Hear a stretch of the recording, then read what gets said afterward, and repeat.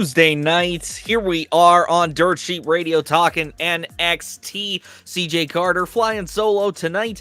I appreciate Tyler flying solo last week, so I said, you know what, take the week off. I'll take the show this week. I didn't do that. I'm not that graceful. Tyler's just a little under the weather, but we wish him well and look forward to seeing him this Sunday for the debut of CJ and Tyler's Weekend Wrestling Roundup, where that's the official name of our former Level Up adventure.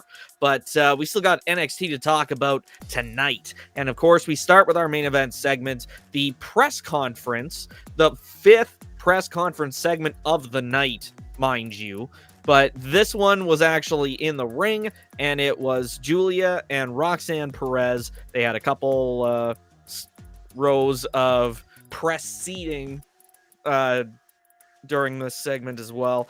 And I thought it was interesting the way they did this this segment. I mean, you saw in the screenshot there for a second, Funaki beside Julia, and Julia's first answer was given in Japanese, and Funaki translated, and then they did live captions. Well, not live captions, but they put captions up while Funaki is reading out her answer, which I thought was interesting. Kind of a blend between the pre-recorded promo segments that they'd give Shinsuke Nakamura and Damage Control, but this is the first time they've tried to do anything like this live, and I thought it worked out relatively well, but I don't see that being the case for the long-term future. I think it was just something that they wanted to see if they could do, because her second answer was given in English. It was a shorter answer, but it was enough to get the point across. And right before the final answer or final question is going to be asked, we are interrupted live via satellite. Stephanie Vaquer. I was told it was pronounced with a rolling R, so I don't like that. Stephanie Vaquer being shown on screen to basically say, whoever wins, I've got next. This was a great introduction to Stephanie Vaquer. However, I'm worried about this trend that we're starting to see where people will come into NXT. So Ethan Page, as another example, someone who comes in and gets thrown into the title picture right away. I get wanting to beef up the NXT roster heading into the CW and signing big names that have already that are already proven talents to the quote unquote developmental brand takes away the opportunity for the long time NXT talent to get that shine. Overall, good segment. And I think even with Stephanie Vaquer's interruption at the end, I think this is really shaping up for their title match on October 1st to be awesome. That's about all I had for this segment. So we will look back around to the top of the show. No preamble. As soon as the show starts off, we are treated to the Women's North American title match. Kalani Jordan defending against Ren Sinclair. This was a solid match. A lot of back and forth action. And I think this match here was, I'd say, Kalani's best match as champion to date. She's really been a better champion than I think I gave her credit for initially. Not to say that I was against her being champion, but she wasn't the first pick of really anybody at Dirt Sheet Radio to become the inaugural champion. And we did see in the screenshots there, Ren Sinclair had an awesome match. One mistimed maneuver coming off the top rope when Kalani was distracted by the rest of the no quarter catch crew at ringside. She ends up diving out onto Dame. Oh God, I almost said Damon Kemp. Jesus, Miles Bourne and Tavion Heights, and then we see the finish of the match. Ren Sinclair gets the victory, and I wouldn't have been upset if Ren Sinclair won.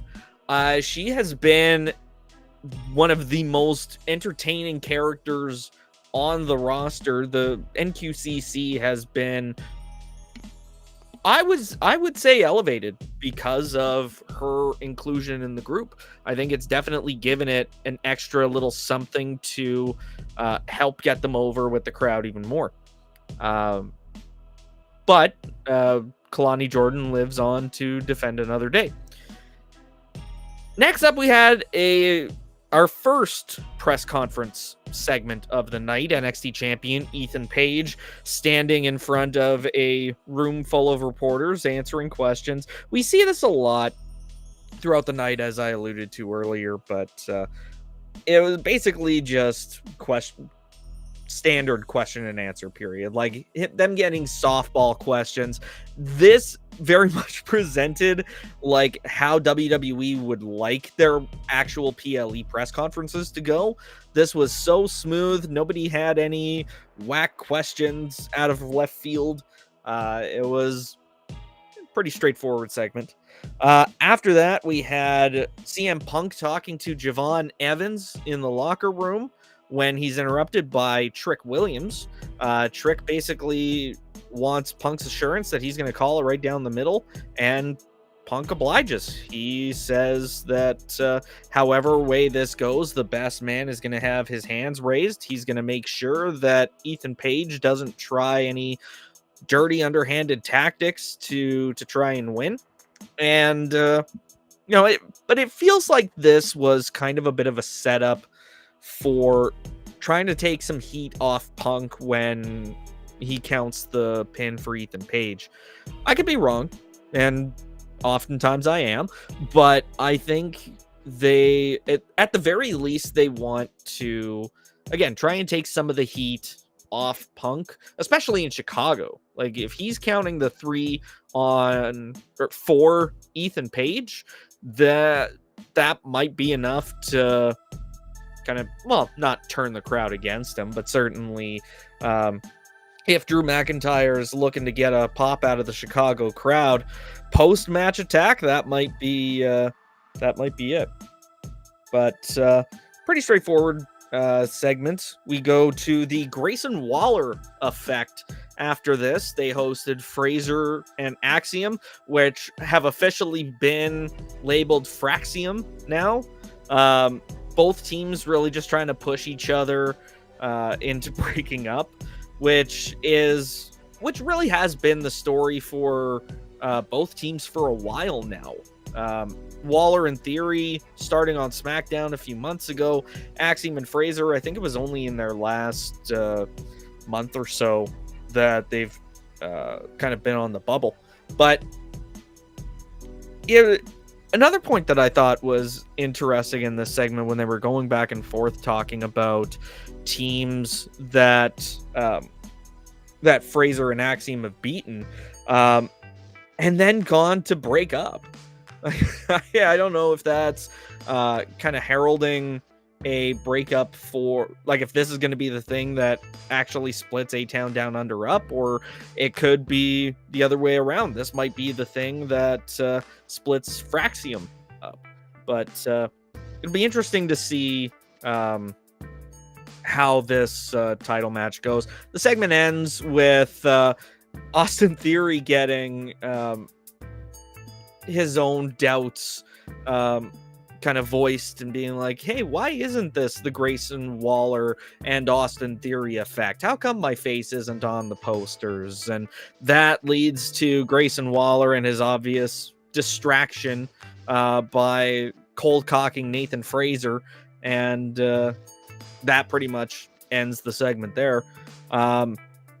But it's, I mean, I'm psyched for this match. Looking forward to seeing it.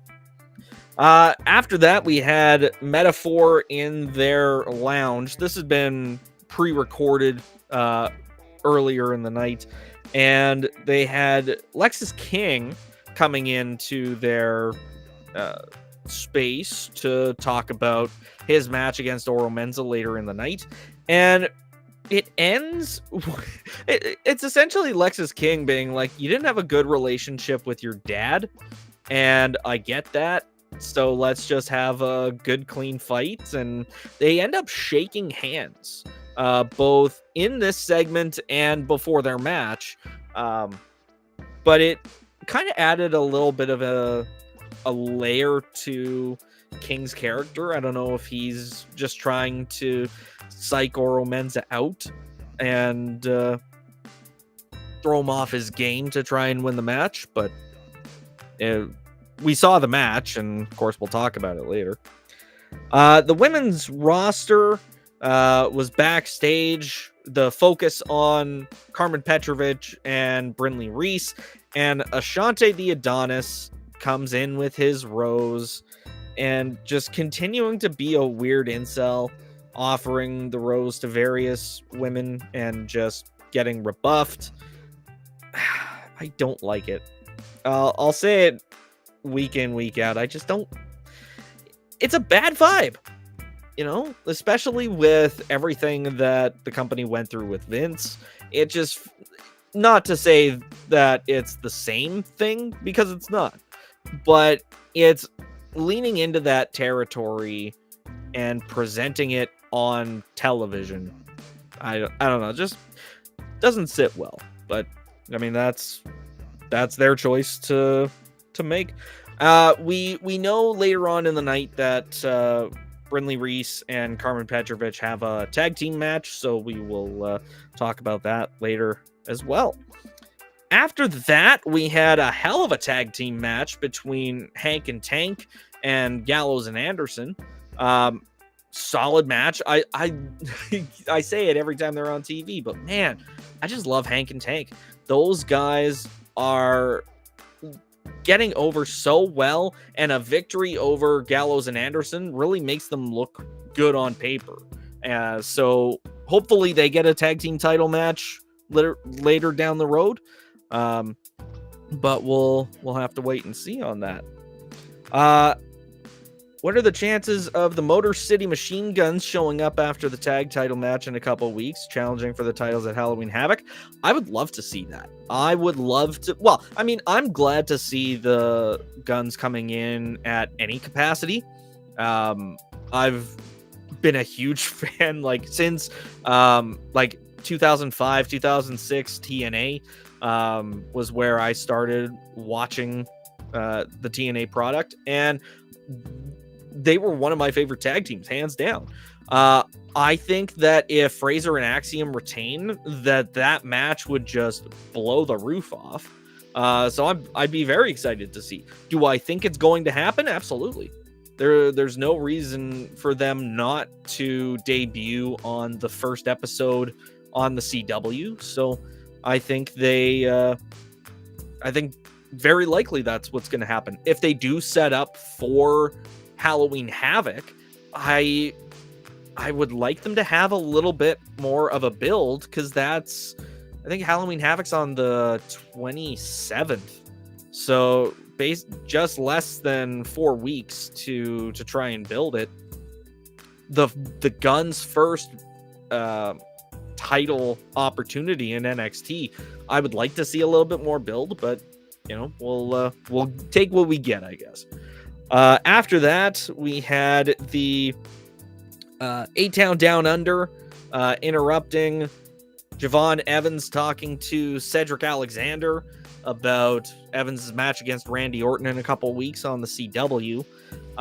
And they basically just set up the tag team match for later on in the night. After that, we had the match between Lexis King and Oro Menza.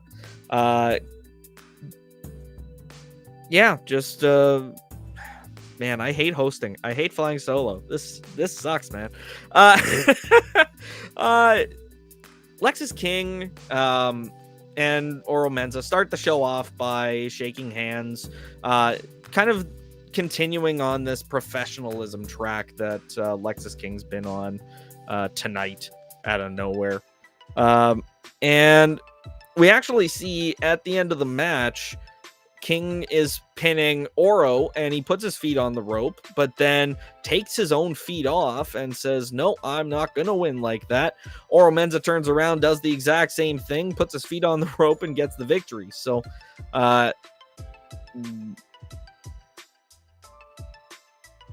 we'll have to wait and see what really going to lead to Oro and the rest of Metaphor. Whatever happens with them, or Lexis King, if he still decides to continue trying to turn over a new leaf, or if he ends up reverting back to his devious ways. Then we got a montage of the D'Angelo family trying to get Tony back into the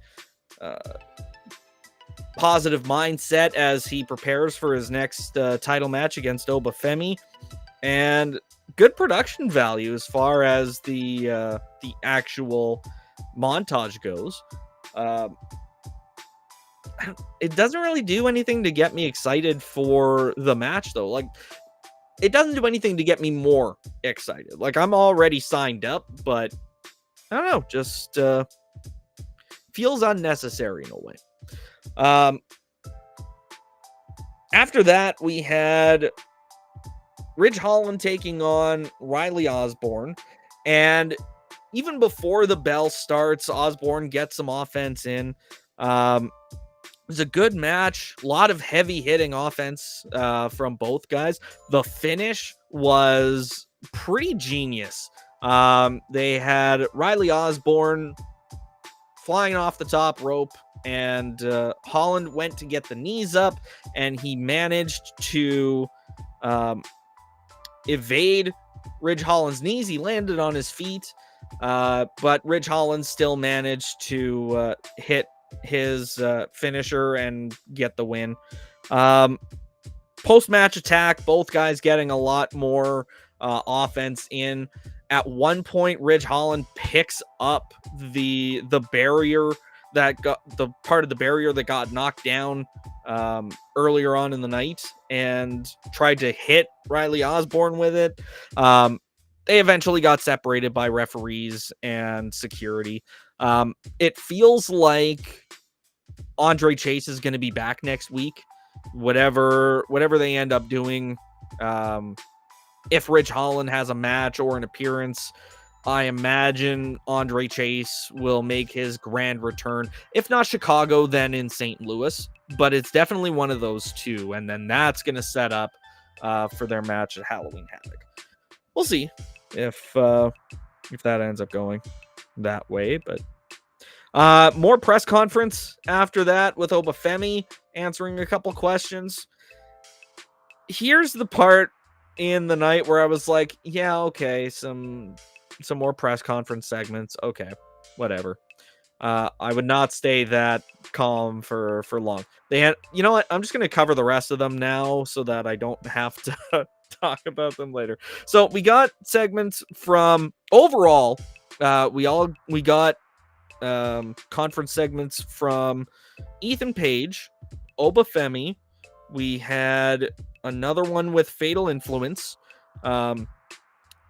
We will kind of come back to this particular segment in a little bit, but then we got Trick Williams, and then finally the one at the end, which we've already talked about. So we can carry on with the rest of the show.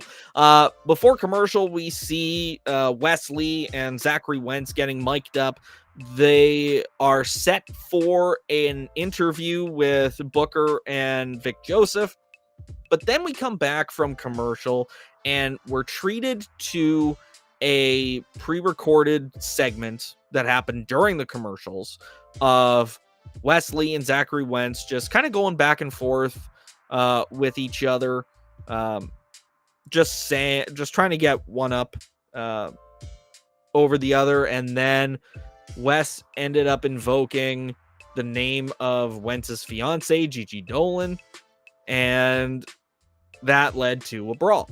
So the interview itself didn't actually happen, but it was still a really good segment. It really gave me vibes from like if they would have let Matt Riddle and Seth Rollins fight after their interview on Raw. I think that would have been kind of where that segment went. I'm very excited for their street fight in Chicago, and yeah, I'm big fans of both these guys. After that, we had a highlight pack for the NXT brands run on the USA Network, similar to like what we got when SmackDown left USA for or left Fox for USA. I skipped it, honestly. I was just like, I know exactly what this is, so even if I wanted to talk about it, I couldn't. We had after that a segment in Ava's office. Lola Vice and Jada Parker both wanting to get at Fatal Influence, so Ava set the match. It's a tag team match next week. That segment with Fatal Influence at the press conference that I talked about earlier, it was invaded by Parker and Vice, obviously handled by security as soon as they burst in the door, but that match is set for next week, and they were very much not looking forward to the prospect of teaming with each other. We had a tag team match next. Wendy Chu and Rosemary taking on Brinley Reese and Carmen Petrovich. I thought it was a solid match. Very, like, all four women in this match are fantastic, but the finish of Ashante the Adonis coming out and handing his rose to an audience member, Carmen Petrovich letting that distract her long enough to miss a tag opportunity from Brinley Reese. Reese ended up getting pinned, and that's how they lost the match. It's, again, I've already said my piece on the Ashante the Adonis stuff. I was hoping that they wouldn't kind of loop Carmen Petrovich in with that, but that does seem to be the way they're going. I don't know if it's going to if there's actually going to be anything coming from this, like if Carmen's going to turn heel if she aligns with Adonis, but we'll see. And again, solid match from Wendy and Rosemary. Good showing from Brinley Reese and Carmen Petrovich as well. Then we had a segment with Punk and Ethan Page backstage. Similar conversation that Punk had with Trick. A little more hostile. Ethan Page definitely more in the camp of don't cost me this championship. And then, yeah, the Fatal Influence press conference segment. And then we had Javon Evans and Cedric Alexander versus A-Town Down Under in the final match of the night. Great match. It ended with Fraxium coming down and getting in the faces of A-Town Down Under, which led to the distraction and kind of getting I can't remember who it was that got taken out, if it was I think if it was Evans or Alexander getting knocked off the top rope, and then A-Town Down Under capitalizing on the distraction, getting the win. They definitely like they showed Fraser and Axiom shoving each other, so they're really trying to hint towards a separation from both of these teams. Whether anything is actually going to happen after the match, I don't know, but they have really laid the groundwork. They've planted a lot of seeds, so if they are headed that way. They've been doing that with a lot of teams, though. Like, not even just these two. New Day on Raw, their whole thing with Woods and Kofi. I don't know, it just doesn't feel like for being a tag team guy, Triple H's booking decisions don't really seem to be pro tag team. And obviously Sean's kind of getting the same way. But great match anyways. Hopefully they do something with Fraser and Axiom. If they do remain a tag team when they hit the main roster, I would love to see them tearing it up on main. It'd be great. And then the press conference with Trick Williams was the last segment before our main event segment, the Roxanne and Julia conference. So that's our show in a nutshell. I mean, we still gotta pay some bills though, so bear with us. Of course, always our friends at comicbookclick.com /dirtsheetradio, our home on the internet. We appreciate the partnership, and check us out there. If you scroll all the way down to the bottom, you see the banner for NordVPN. You can get 72% off your first month if you sign up for an annual plan. So NordVPN, of course, again, down at the very bottom of comicbookclick.com /dirtsheetradio, you'll see that ad. Delphin Pod shows available everywhere podcasts are found. And you can also save 10% off your organic handheld essential oil diffusers at monk.com. Once you get to the order screen, use promo code DSR10 and you'll get 10% off your order. You catch the Major Issues show every single Thursday on YouTube. You can catch the Cold Case Project on their YouTube as well, and check DSR out on our Shopify store. Lots of good DSR merch. Helps support us, helps support the ability to put these rewinds on every week. That brings us to our jobber and megastar of the night. My jobber tonight, I'm gonna go with Carmen Petrovich and Brynlee Reese.